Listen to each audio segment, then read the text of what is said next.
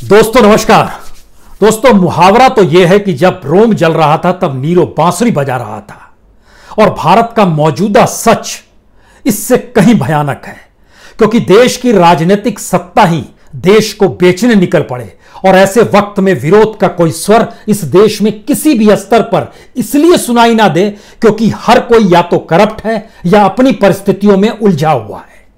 Corrupt इस मायने में क्योंकि छोटे छोटे राजनीतिक दल अगर अपनी नजर भी ऊपर करते हैं तो सरकार की जांच एजेंसी उनके दरवाजे पर जाकर सिर्फ दस्तक दे देती है और वह अपने दड़बों में दुबक जाते हैं। और कांग्रेस अपने ही चक्रव्यूह को खुद ही रचती है, उसी को सुलझाने की कोशिश करती है और वक्त जाहिर उसी में करती चली जाती है। विरोध के स्वर वहां से भी सुनाई नहीं देते हैं। बीते 5 दिनों का सच यह है कि राजस्थान की उलझन में कांग्रेस कभी सचिन पायलट को निकालना चाहती है, कभी मनाना चाहती है। राजस्थान के मुख्यमंत्री अपनी ही फिल्मी पटकथा लिखकर खुद को नायक करार देते हैं और नायक की उपलब्धियों को बताने से नहीं चूकते, और बाकी सभी को एक लाइन से कतार में खड़े कर खलनायक करार देते हैं। सभी कांग्रेसी हैं। जयपुर से लेकर दिल्ली तक फैसला क्या हो इसको लेकर इतनी उलझने हैं कि उन उलझनों का लाभ सीधे सीधे हर वक्त मौजूदा सत्ता को हमेशा मिलते रहा है, जिसके पास कोई विजन ही नहीं है, कोई पॉलिसी ही नहीं है। और खास तौर से अर्थव्यवस्था जिस समय इतनी डावाडोल है कि सरकारी खजाना खाली है। सरकार की इकोनॉमी अभी तक जिस टैक्स के पैसे से चलती थी उसकी स्थिति यह आ गई है कि डायरेक्ट टैक्स यानी इनकम टैक्स लगभग 30% कम हो गया है, जीएसटी लगभग 41% कम हो गया है। यानी जो टैक्स का पैसा तकरीबन 20 लाख करोड़ सरकार के पास आता था, और बीते 6 बरस से सच यही है। इस सरकार ने ऐसे कोई दूसरे माध्यम क्रिएट ही नहीं किए जहां से सरकार को रेवेन्यू मिल सके। तो बीते 5 दिनों में जब राजस्थान की उलझनों में पूरे देश का मीडिया उलझा हुआ था, कांग्रेस उलझी हुई थी, इसी दौर में इस देश के प्रधानमंत्री लगातार नीति आयोग के साथ बैठक कर रहे थे, फाइनेंस मिनिस्ट्री के अधिकारियों के साथ बैठक कर रहे थे। और इस देश के भीतर में जो दीपम है, जिसका काम है कि इस बात का पता लगाना कि कौन से पीएसयूज को बेचा जा सकता है, कहां पर कितने स्टेक्स बेचे जा सकते हैं, यानी department of investment and public asset management, Deepam का काम यही है। और आपको जानकर हैरत होगी, जिन सेक्टर्स को, स्ट्रेटेजिक सेक्टर्स को, जिनको अब वहां के स्टेक्स बेचने की बात हो रही है, वह सेक्टर्स बैंकिंग के हैं, पेट्रोलियम के हैं, एटॉमिक एनर्जी के हैं, डिफेंस के हैं, स्पेस के हैं, पोर्ट्स के हैं। यानी अभी तक आपने ये जाना समझा था कि इस देश के भीतर में जो अलग अलग जगहों पर बिक्री हुई है प्राइवेट सेक्टर में, उसमें माइंस दिए गए, उसमें रेलवे देने की बात हो गई, उसमें पोर्ट्स दे दिए गए, उसमें एयरपोर्ट्स दे दिए गए, उसमें सड़क बनाने का जिम्मा दिया गया, रेलवे ट्रैक बनाने का जिम्मा दिया गया, उसमें संचार व्यवस्था दी गई। लेकिन ये एक अपने तरीके की है कि हर सेक्टर में इसलिए बेचने की स्थितियों को डेवलप कीजिए जिससे कि पैसा आ सके, क्योंकि सरकार ने तो कुछ क्रिएट किया नहीं है। और बीते 6 बरस का सच यह है कि सिर्फ इस देश की कमाई जो अलग से हुई है वो डिसइन्वेस्टमेंट के नाम पर हुई है, और बरस दर बरस डिसइन्वेस्टमेंट बीते 2014 के बाद से लगातार बढ़ते गया है। यानी 2014-15 में 24,345 करोड़ का डिसइन्वेस्टमेंट था, जो बढ़कर 2017-18 में 1 लाख करोड़ को पार कर गया। इस बार के बजट में लगभग 2 लाख करोड़ से ज्यादा का डिसइन्वेस्टमेंट का बजट रखा गया है, क्योंकि पिछले साल बिक्री नहीं हुई, अर्थव्यवस्था डामाडोल थी, किसी प्राइवेट सेक्टर के पास पैसा नहीं था। और ऐसे वक्त में इस देश की इकोनॉमी को लेकर कोई विजन नहीं, और देश की ही संपत्ति को बेचकर सरकार के पास किसी तरीके से पैसा आ जाए जिससे वो सरकार चला सके, कर्मचारियों को पैसा दे सके, पेंशन धारकों को पैसा दिया जा सके, सरकार में उसी पैसे से अपनी रईसी को कंटिन्यू कर सके। देश की स्थिति ये आ गई है। क्योंकि जरा सिलसिलेवार तरीके समझिए, पिछले 5 दिनों के दौर में जो टैक्स रेवेन्यू के अलावे जो अलग रेवेन्यू कहां से आ सकता है, इसको लेकर नीति आयोग के अधिकारियों के साथ सरकार की बैठक होती है, सत्ता की बैठक होती है, फाइनेंस मिनिस्ट्री के साथ होती है, और उसमें कई बातें निकल कर आती हैं, जैसे मिश्रा धातु निगम है जिसको मिधानी कहते हैं, या जो गार्डन रेक शिप बिल्डर्स एंड इंजीनियरिंग लिमिटेड है, इसके अलावे जो एग्रीकल्चर का जो पूरा सेक्टर है या केमिकल का सेक्टर है, वहां पर भी या उसके जुड़ी हुई अन्य कंपनियों से भी पैसे की उगाही कैसे हो और सरकार के पास पैसा आ जाए, सिर्फ यही काम हो रहा है। और ये पूरी सरकार उस नौकरशाही पर आकर टिक गई है, जिस नौकरशाही को अभी तक उसने अपनी उंगलियों पर नचाया, और उसने तमाम अपने लोगों की भर्ती कर दी। यानी जो लायक नौकरशाह थे, चाहे वह इस देश के इकोनॉमिक एडवाइजर ही क्यों ना रहे हों, दो इकोनॉमिक एडवाइजर को बाहर का रास्ता दिखा दिया गया। रिजर्व बैंक में जिसने विरोध किया, उर्जित पटेल ने विरोध किया, रघुराम राजन ने किया, बाहर का रास्ता दिखा दिया गया। और अपने ही लोगों से अब यह बात कही जा रही है कि अब बेचना है, पैसा चाहिए, और दूसरी तरफ तो कोई आवाज उठेगी नहीं। विपक्ष अपनी वजहों से उलझा हुआ है, उसके सामने इस दृष्टि का सामना आ नहीं रहा है कि देश अगर बिकते चला जाएगा तो आने वाले वक्त में भारत कर्ज में दबा हुआ होगा, और कर्ज में दबने की स्थिति भारत की लगातार बड़ी तेजी से बढ़ रही है। और इस देश में कंगाली की स्थिति यह आ जाएगी कि अभी तक तो हम लोग सिर्फ ये जानते हैं कि सरकार ने कोई इंफ्रास्ट्रक्चर इस हद तक खड़ा नहीं किया कि मौजूदा वक्त में जब छात्रों की परीक्षा का सवाल आया तो पहले राउंड में सरकार ने कहा कि स्कूलों को तो हमने क्वारंटाइन सेंटर बना दिया है। दूसरी स्थिति आई कि ऑनलाइन लिया जाए, तब पता चला कि ऑनलाइन नहीं ले सकते हैं क्योंकि हमारे पास ऑनलाइन के लिए भी इंफ्रास्ट्रक्चर नहीं है। यानी इंटरनेट नहीं है, कंप्यूटर्स नहीं है, पढ़ाई कैसे करें, यूनिवर्सिटीज को कैसे चलाएं, प्राइवेट सेक्टर यूनिवर्सिटीज अगर पूरी फीस ले रही है, वहां पर अपने तरीके से फीस में ही लैपटॉप भी दे दिया जा रहा है, इंटरनेट सिस्टम भी दिया जा रहा है, लेकिन पूरे देश का वहां पर पढ़ने वाले छात्र जो होते हैं हायर एजुकेशन के, सिर्फ 10% है। बाकी 90% के देश के साथ कोई विजन नहीं है। क्या इस बात का जिक्र होगा? और आज जब हम इन बातों को लेकर आपके साथ बैठे हैं तो पुराने खाके दिमाग में आएंगे ही। 23 कंपनियां बीते 6 बरस में बेची गई, लगभग 3 लाख करोड़ से ज्यादा का डिसमेंटमेंट हुआ है। और अब यह बात सामने आ रही है, इन सब की सबसे बड़ी वजह यह है कि हमारी इकोनॉमी में जनता के पास कुछ नहीं बच पा रहा। स्थिति इतनी नाजुक है, बेरोजगारी रेट तो ऊपर है, रिटेल सेक्टर की महंगाई ऊपर है, इन सब के बीच बिजली की खपत तक कम हो गई है। यानी सरकार को बिजली की खपत से जो लाभ होता था, जनता के पास इतना पैसा कम हो गया है कि अब वो बिजली की खपत भी सोच के कर रही है। एक बात, उस दायरे के भीतर में वह तमाम मॉल्स आ गए, वो तमाम दफ्तर आ गए, वो तमाम दुकानें आ गई। कोई दुकान कैसे खोले? शाम के बाद कोई नहीं खोलता है, लाइट कोई नहीं जलाता है, ग्राहक आता है तो ही एसी पंखा चलाता है, नहीं तो नहीं चलाता है। पैसे देने पड़ेंगे, किराए का पैसा नहीं बच रहा है। यह स्थिति इस देश की इकोनॉमी की है और सरकार के पास पैसा नहीं है। सरकार को पैसा हर हाल में चाहिए। वो बार बार कह रही है हाँ एडमिनिस्ट्रेटिव कॉस्ट तो ज़्यादा, उसको कम किया जाए, प्राइवेटाइज कीजिए, मर्जर कीजिए, किसी भी तरीके से होल्डिंग कंपनियों उसके ऊपर अपना दबाव बनाइए और अपने तरीके से चीज़ों की उगाही कीजिए, क्योंकि अन्यथा चीज़ें बचेंगी नहीं। लेकिन इन सब के बीच भी इस देश की स्थिति क्या है, इसको अगर सिलसिलेवार तरीके से सिर्फ इस समय समझिए कि जनता की हालत क्या है। अप्रैल और मई जून, यानी अप्रैल मई जून 3 महीने, इस 3 महीने के भीतर में जो गाड़ियों का सेल्स ग्रोथ था वो 75% नेगेटिव में है, -75%। इसमें सबसे बुरी हालत जो है वह 3 व्हीलर्स की है, 91% -91%।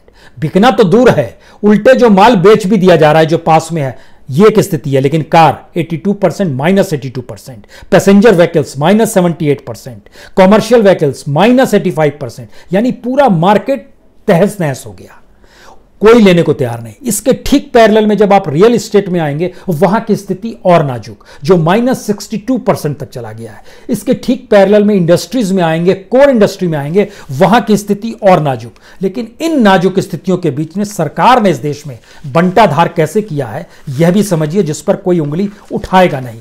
हमको लगता है इसकी सबसे बेहतरीन नब्ज हमेशा से बैंक ही होती है। और कल ही रिपोर्ट आई स्टेट बैंक ऑफ इंडिया की, उसने बताया कि बीते 8 बरस में, यानी 2012-13 से लेकर 2019-20 के बीच में उसने लगभग जो कर्ज दिया उस कर्ज में राइट ऑफ करना पड़ गया, यानी माफी होती है। कईयों को आपत्ति होती है कि रिटर्न ऑफ को आप माफी क्यों कहते हैं। हुजूर ये यही होता है क्योंकि जो बुक बैलेंस होती है बैंक की उसको ठीक करने के लिए जरूर कहा जाता है, लेकिन वो पैसा आ नहीं पाता है। और ये विलफुल डिफॉल्टर्स जो होते हैं उनसे पैसा लिया भी नहीं जाता है। और उनके माल को बेचने के लिए जो एनसीएलटी बचा है वहां का मामला देखिएगा तो लगभग वहां पर 2 लाख करोड़ से ज्यादा की संपत्ति से उलझा हुआ मामला अभी भी पड़ा हुआ है। और अब तो उसकी भी मियाद बढ़ा दी गई है 6 महीने कि वहां भी कोई काम नहीं होगा। बैंक हम सिर्फ एसबीआई का जिक्र आपसे कर रहे हैं। एसबीआई ने जो डाटा जारी किया है इसको जरा समझने की कोशिश कीजिए। 1,23,432 करोड़ रुपए उसने माफ कर दिए, अपनी बैंक बैलेंस की बुक को ठीक कर लिया। लेकिन जिनको कर्ज दिया था वसूला कितना गया? सिर्फ 7 to 8%, 8,969 करोड़, इतना ही वसूला गया। यानी 1 लाख करोड़ से ज्यादा माफ दे देते हैं और 800 करोड़ से 8,000 करोड़ से ज्यादा वसूल नहीं पाते हैं। और अगर इस पीरियड को देखना शुरू कीजिएगा, किस तेजी के साथ ऐसा होता है कि कुछ गलती हो गई तो अगले साल सुधरेगी। यहां खेल उल्टा है। यहां है कि इस साल गड़बड़ी, अगले साल और गड़बड़ी, उसके बाद और गड़बड़ी। यानी अगर मनमोहन सिंह की सरकार को भी जोड़ेंगे तो 2012-13 में 1,345 करोड़ रुपए माफ किए गए, 13-14 में 3,248 करोड़ रुपए माफ किए गए। उसके बाद देखिए नरेंद्र मोदी आ गए। नरेंद्र मोदी ने आते ही 5,630 करोड़ रुपए माफ किए।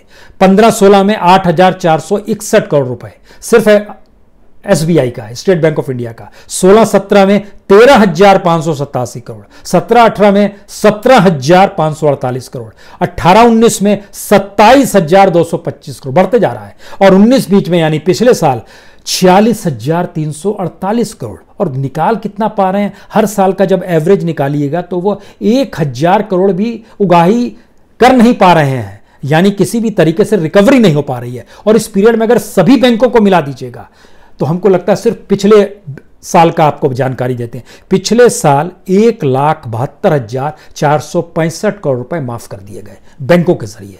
उसमें एसबीआई का था लगभग 48,000 करोड़।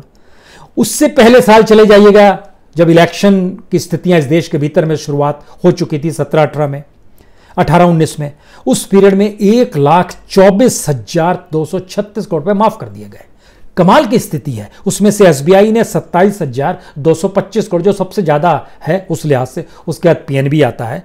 लेकिन ये कल्पना के परे है कि 2015 से 2019 के बीच में 4,32,584 करोड़ बैंकों ने अपनी बुक ठीक करते हुए राइट ऑफ कर दिए और रिकवरी टोटल की सिर्फ 45,000 करोड़ की। ये कौन सा क्लीन अप है और कौन सी परिस्थिति है? क्योंकि सरकार की कितनी नाजुक स्थिति है इसको इससे भी समझ लीजिए। जो कोल ब्लॉक्स सेल किए जा रहे हैं, तो कोल ब्लॉक में जो टेंडर डॉक्यूमेंट अगर आपको चाहिए तो उसको आपको लेने के लिए आपको पैसे देने होंगे 5 लाख रुपए। सरकार टेंडर के फॉर्म को बेचकर कमा रही है। यह स्थिति इस देश की आ गई है। यानी कोल ब्लॉक्स के टेंडर्स को बीते 12 दिनों में 36 टेंडर डॉक्यूमेंट्स बिके हैं और उस 36 टेंडर डॉक्यूमेंट के जरिए सरकार के खजाने में 1,80,00,000 रुपए आए हैं। सरकार इसी में खुश है। कमाल की स्थिति है। यह है हमारे देश की इकोनॉमी का अनूठा सच। यानी जिस वक्त समूची दुनिया में क्राइसिस है और समूची दुनिया की सारी कंपनियां दुनिया में कर्ज उठा रही है, और एक रिपोर्ट आई है दुनिया भर के कर्ज को लेकर, जो ग्लोबल कॉर्पोरेट डेब्ट है, जो कर्ज है, वो लगभग 2020 में 12% बढ़ जाएगा, जो पिछले साल 8% बढ़ा था। 12% बढ़ने का मतलब है ये तकरीबन 700 लाख करोड़ रुपए हो जाएगा, जो पिछले बार 624 लाख करोड़ था। यह स्थिति पूरी दुनिया की, और इसकी बड़ी वजह यह है कि पिछले बार तक तो विलय हो रहा था, मान लीजिए आपस में मर्जर हो रहा था, अधिग्रहण किया जा रहा था, डिविडेंड्स था, बाय बैंक था, फंडिंग थी, लेकिन इस बार प्रॉफिट ही नहीं है किसी के पास। पूरी दुनिया की स्थिति है। लेकिन पूरी दुनिया में कोई भी कंट्री अपने ही कंट्री के प्राइवेट सेक्टर को देश का माल नहीं सस्ते में बेच रही है। वह उन कंपनियों को बढ़ावा दे रही है जिससे उनके बिजनेस के जरिए उस देश को लाभ हो सके। ब्राजील से लेकर अमेरिका तक और रशिया से लेकर ब्रिटेन तक आप चले जाइए, यही स्थिति है। लेकिन भारत में अपने ही देश में अपने ही लोगों को अपने ही हाथ से बेच देंगे, इसीलिए इस देश के चंद रईस इस देश की जीडीपी से बड़े हो जाते हैं और दुनिया में उनका नाम रईसी में लिया जाता है। और दो मित्र जो खास तौर से सत्ता के सबसे प्रिय है, उनके दोनों के आंकड़े मिला दीजिएगा तो देश की जीडीपी भी छोटी पड़ जाएगी उनके सामने। हम ऐसी स्थिति में आ गए हैं, लेकिन बोलने वाला कोई नहीं है। जनता जो म्यूचुअल फंड में पैसा लगाती है, स्थिति आ गई, पीपीएफ का पैसा तो सबने निकाल लिया जो भविष्य के लिए होता है। जो म्यूचुअल फंड की स्थिति थी, पिछले महीने का डाटा आया है, जून का डाटा, जून में सिर्फ 240 करोड़ रुपया लगाया गया और निकाला गया लगभग 13,520 करोड़, जो म्यूचुअल फंड में जनता ने पैसा लगाया था। अगर आपको थोड़ा सा कंपैरिजन करना हो तो पिछले साल जून में 7,741 करोड़ पैसा सरकार के पास आया था म्यूचुअल फंड के जरिए। इस बार कितना आया? 240 करोड़। पिछली बार निकाला कितना गया था? तकरीबन 10,000 करोड़। इस बार निकाला कितना गया? 13,500 करोड़। यह स्थिति कमोवेश हर जगह है, यानी वेतन की कटौती हो रही है, नौकरी खत्म हो रही है, बिजनेस में अनिश्चितता की स्थिति है, निवेश को लेकर सरकार के पास कोई योजना नहीं है, और इन सब के बीच भारत में जो पैसा जिन कंपनियों का लगना था वो विदेश जा रहे हैं, विदेश में पैसा लगा रहे हैं। और मई के महीने में लगभग 75.7 लाख करोड़, 198.2 करोड़ जून के महीने में लगाया गया। यह एक स्थिति है फंड्स ऑफ फंड की, जो बाहर पैसा लगाया जा रहा है। स्थिति और सुनिएगा, जब अरुण जेटली साहब जीवित थे, फाइनेंस मिनिस्टर थे, तो 2018 के बजट में उन्होंने इस बात की जानकारी दी कि दरअसल हमारी खराब वित्तीय हालत हो गई है कुछ इंश्योरेंस कंपनी की। ऑफिशियल है, डॉक्यूमेंटेड है। Orient insurance limited, national insurance को लिमिटेड, यूनाइटेड इंडिया इंश्योरेंस को लिमिटेड। ये भाषण में उन्होंने बताया कि मुश्किल है 2018-19 में इसको हम लोग कुछ मर्जर करेंगे, कुछ सेल करेंगे, कुछ इसी व्यवस्था करेंगे। स्थिति इतनी नाजुक हो गई कि इन तीनों को मर्जर भी करने की स्थिति में सरकार नहीं है, और सरकार ने कहा कि हम इसमें कुछ पैसा जुगाड़ करते हैं और इन तीनों को किसी तरह चलाए रखें। इन तीनों को चलाने का मतलब यह है कि जिससे ग्राहक बने रहें, जिससे ग्राहकों को पैसा लौटाया जा सके। यह है इन 3 कंपनियों के इंश्योरेंस का सच। और उसमें तकरीबन सरकार ने जारी किया आंकड़ा कि हम लगभग 12,450 करोड़ रुपए लगाएंगे, जिसमें से 3,475 करोड़ पिछले साल लगा चुके हैं। उसको भी जोड़ देते हैं इस बरस, जिससे कि जनता को लगे अरे बाप रे इतना पैसा लग रहा है। लेकिन 9,950 करोड़ लगाएंगे, वह भी किस्तों में लगाएंगे और मर्जर नहीं करेंगे। यानी 2 साल पहले जिन इंश्योरेंस कंपनियों की स्थिति नाजुक थी, ये लाइफ इंश्योरेंस से जुड़े हुए नहीं है, ये अलग अलग बाकी इंश्योरेंस से जुड़े हुए हैं, लेकिन ग्राहक तो इनके भी है। ग्राहक इंश्योरेंस से पैसा भी मांगेंगे, पैसा तक देने के लिए नहीं है इंश्योरेंस कंपनियों के पास। इन स्थितियों के बीच में हम किन बातों का जिक्र इस बात से आपको लिए चलते हैं, क्योंकि हमारे यहाँ जो इंडस्ट्रियल आउटपुट है वो देखिए कितना कम हो गया। सिर्फ पिछले साल और इस साल की तुलना कर लीजिए, तब आप समझ जाएंगे इस देश के भीतर में कोई भी इकोनॉमिक सोच नहीं है इस सरकार के पास, और ये देश कंगाल बने। उसके पैरेलल में सरकार चाहती है कि किसी भी तरीके से दोनों हाथ से इस देश को बेचकर पैसा बटोर ले। अप्रैल 2019 3.2% इंडस्ट्रियल आउटपुट था। अगर जुलाई की बात कीजिएगा तो जुलाई में उसकी स्थिति कॉम्पेटिवली ठीक और अच्छी थी, लेकिन 2020 में स्थिति आ गई कि -57.6% पे आ गया अप्रैल के महीने में। जुलाई में यह स्थिति और नाजुक हो गई है।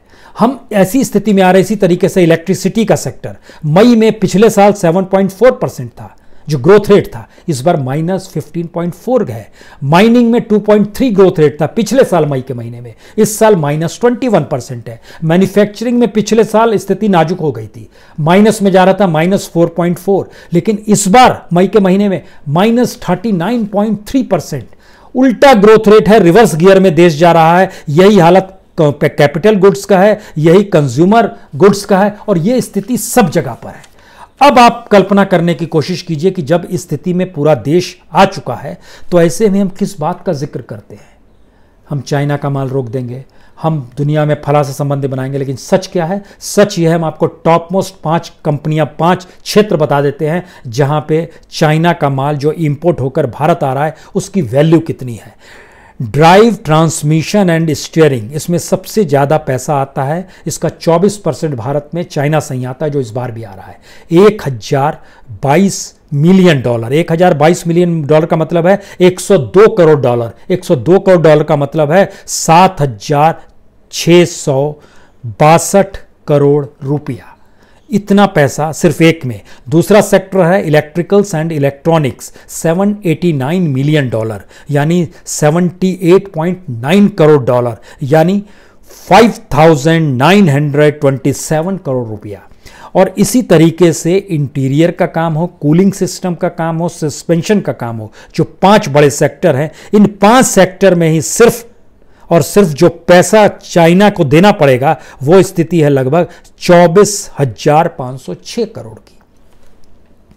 सवाल यह है कि अगर इस देश के भीतर में अर्थव्यवस्था इतनी डामाडोल है, सरकार के हाथ पांव फूले हुए हैं, विपक्ष अपनी चीजों में उलझा हुआ है और यह बात हर कोई समझ रहा है कि इस देश को बेचने की तैयारी जबरदस्त तरीके से की जा रही है। तो ऐसे में एक आखिरी सवाल, इस देश के इंस्टीट्यूशंस को अपना तौर पे निर्णय लेने चाहिए, चाहे वो सुप्रीम कोर्ट हो, चाहे वो इलेक्शन कमीशन हो, चाहे कोई भी इंस्टीट्यूशन हो। लेकिन आप सोचिए, दुनिया का सबसे बड़ा लोकतांत्रिक देश है भारत और दुनिया का सबसे पुराना लोकतांत्रिक देश है अमेरिका। क्या भारत में यह कल्पना की जा सकती है कि सुप्रीम कोर्ट कहे कि प्राइम मिनिस्टर क्यों नहीं बताएंगे पीएम केयर्स में कितना पैसा आया है, क्यों नहीं बताएंगे कहां खर्च कर रहे हैं, क्यों नहीं बताएंगे किन किन लोगों ने दिया है? नहीं कह सकता है सुप्रीम कोर्ट। अमेरिका में क्या है? अमेरिका में 9 जुलाई को सुप्रीम कोर्ट ने कहा कि न्यूयॉर्क के प्रोसिक्यूटर्स जो हैं वो प्रेसिडेंट ट्रंप की जो फाइनेंशियल रिकॉर्ड है उसको खंगालेंगे, उसकी जांच करेंगे। प्रेसिडेंट ने कहा कि यह विच हंट किया जा रहा है, यह पॉलिटिकल प्रोसिक्यूशन है। सुप्रीम कोर्ट ने इस पर जवाब दिया, कानून सबके लिए बराबर है। वो सिटीजन आप भी हैं, सिटीजन एक आम व्यक्ति भी है। आप प्रेसिडेंट पद के लिए हैं, आप प्रेसिडेंट सिटीजनशिप छोड़कर नहीं है। सुप्रीम कोर्ट का जवाब था। और कोई कल्पना कर सकता है, जब वीजा पे रोक लगा है, स्टूडेंट्स के प्रवासी वीजा को लेकर जो रोक लगाई है उसमें सू करने की स्थिति, यानी कोर्ट का दरवाजा खटखटाते हुए राष्ट्रपति के खिलाफ जो सू किया गया है वह वहां के ऑक्सफोर्ड यूनिवर्सिटी, MIT यूनिवर्सिटी ने किया है। और दुनिया भर की जो टेक कंपनीज है, माइक्रोसॉफ्ट है, गूगल है, फेसबुक, सब ने सरकार के खिलाफ सू कर दिया। भारत में यह संभव है? तो डेमोक्रेसी भारत में है या नहीं, अब यह तय कीजिए।